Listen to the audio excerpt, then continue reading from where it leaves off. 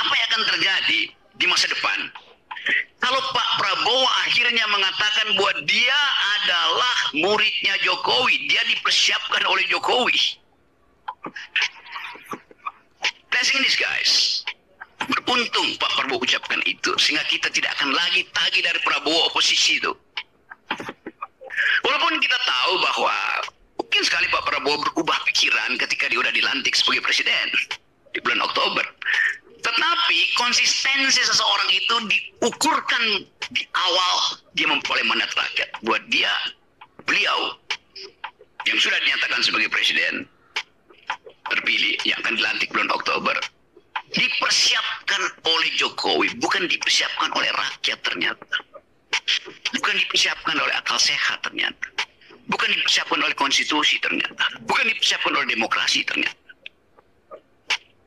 Jadi kalau kita bikin refleksi bahwa pada akhirnya kita mesti melawan terhadap kedunguan politik, terhadap keangkuhan kekuasaan.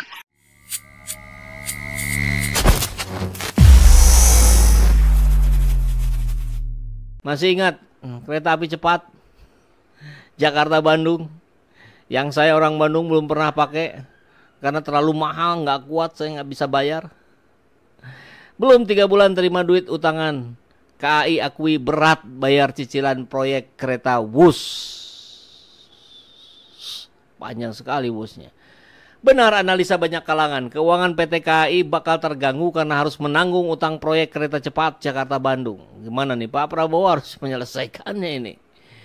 Yang sekarang bernama kereta Wus. Asal tahu saja, anggaran untuk membangun kereta itu mencapai 110,2 triliun. Dahsyat, luar biasa ya. Padahal belum genap 3 bulan Bank Pembangunan Cina mengguyur utang 6,9 triliun untuk pembengkakan biaya proyek kereta Wus yang rutenya mau dilanjutkan hingga Surabaya.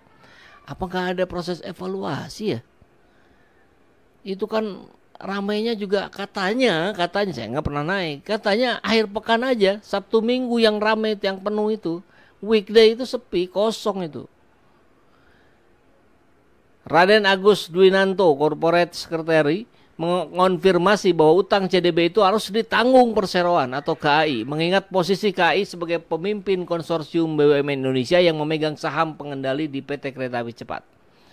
Rugi kali barangkali ya punya saham di sini. Untuk menjaga keuangan perusahaan, kata Agus, KAI mengajukan sejumlah keringanan biaya itu kepada Komite Kereta Cepat. Namun hingga saat ini proposal masih dalam tahap pembahasan. Entah sampai kapan keputusannya. Entah sampai kapan beban warisan Jokowi. Informasi saja, Komite Kereta Api Cepat diketuai Menko Kemaritiman dan Investasi Luhut Binsar Panjaitan. Beranggotakan Menteri Keuangan Sri Mulyani, Menteri BUMN Erick Thohir, serta Menteri Perhubungan Budi Karya Sumadi. Sudah kami ajukan ke Komite Kereta Cepat, keputusannya nanti di situ.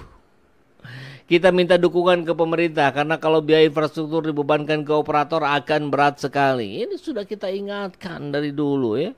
Agus menyebut ada beberapa jenis keringanan yang diminta oleh pihaknya, salah satunya adalah penyertaan modal negara. Pakai duit negara lagi.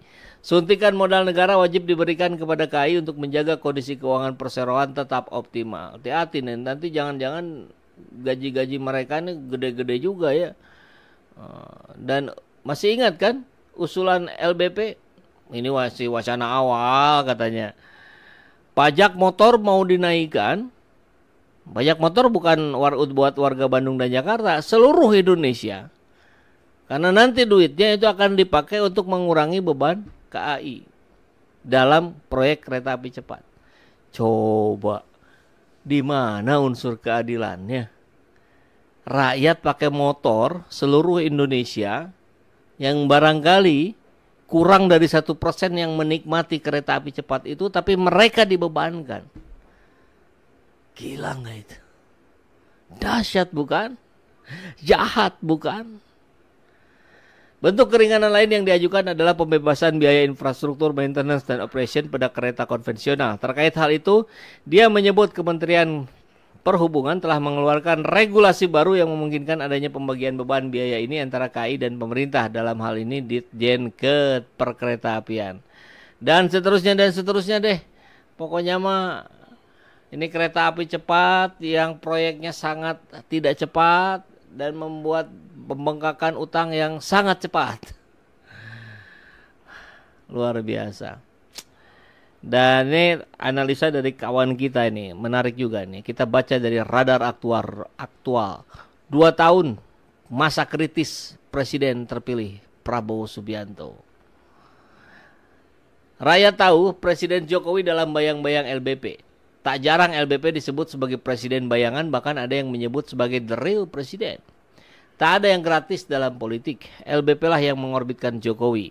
Bermula dari wali kota Solo, mampir 2 tahun di Jakarta sebagai gubernur, batu loncatan menuju RI1.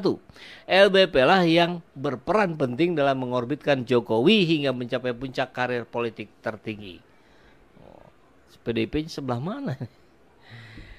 Demikian pula dengan Prabowo. Bahkan Prabowo telah mengakui ia disiapkan Jokowi untuk menjadi presiden ke-8 pasca Jokowi lengser. Boleh saja 5 hakim MK menolak cawe-cawe presiden, tapi setidaknya ada 3 hakim MK yang menyebut keterlibatan Jokowi dalam pemenangan Prabowo Gibran. Sebenarnya lawan Anies Mohaimin dan Ganjar itu bukan Prabowo Gibran, melainkan melawan negara.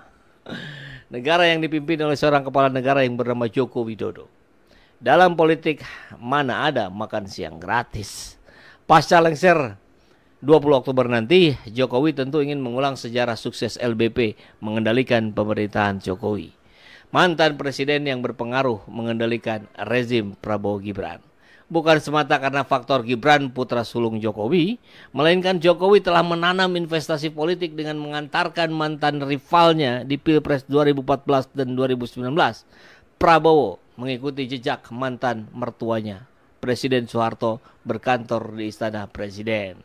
Tidak mudah bagi Prabowo keluar dari bayang-bayang Jokowi, meski Jokowi dan Gibran telah dipecat dari PDIP.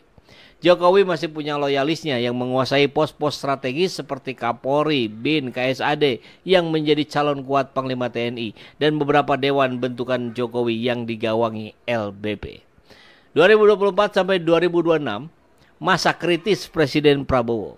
Bila Prabowo berhasil bersih-bersih, loyalis Jokowi dan LBP yang telah ditempatkan di pos-pos strategis hingga tahun 2026, rumor skenario Prabowo berhalangan tetap dan digantikan Gibran akan terbantahkan dengan sendirinya. Benarkah? Beranikah Prabowo bersih-bersih orang-orang Jokowi dan LBP sebelum 2026? Waktulah yang akan menjawabnya. Walau alam bisawab, Bandung 23 Syawal. Tarmizi Yusuf, kolumnis, keren tulisannya Pak, prediksinya keren. Dan ini menjadi pemahaman kita bersama. Mudah-mudahan kita terus dikuatkan untuk terus menyuarakan suara rakyat. Nah sekarang kita dengarkan dari Rocky Gerung. Apa yang akan terjadi di masa depan kalau Pak Prabowo akhirnya mengatakan bahwa dia adalah muridnya Jokowi, dia dipersiapkan oleh Jokowi. Blessing in disguise. Beruntung Pak Prabowo ucapkan itu, sehingga kita tidak akan lagi tagih dari Prabowo oposisi itu.